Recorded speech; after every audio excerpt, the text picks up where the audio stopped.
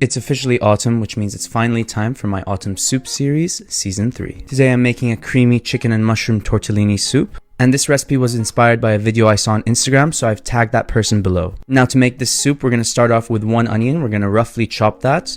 Once we've diced those onions, we're going to grab 4 cloves of garlic and we're going to mince that as finely as we want. Then we're going to need 400 grams of chestnut mushrooms and we're going to thinly slice those. For our herbs, we're going to go with the classic rosemary and sage, finely chopped. And I recommend finely chopping them so they disperse evenly throughout the soup. And for garnish at the end, we're going to thinly slice some chives.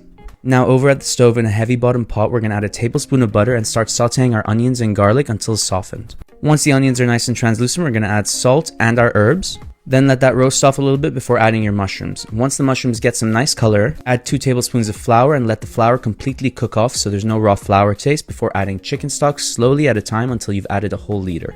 Now I like to poach my chicken in the soup so it gets all of that nice flavor, and once that's fully cooked, we're going to take it out and make sure to shred it as finely as you want. Once shredded, add the chicken back into the soup, mix that thoroughly, and then we're going to start grating our Parmesan cheese, and I like to add a little bit of Gruyere to this recipe as well. Now you're going to turn off the heat and add a bit of double cream. And just like that, your soup is completely done. All that's left to do is to boil up your tortellini, and then we're ready to plate by placing the tortellini on the plate, spooning the soup over. And for garnish, we're going to go in with some chives, a little bit more Parmesan cheese, and I like to add some black pepper on top as well. I'm really excited this soup series is back, so let me know what you want to see.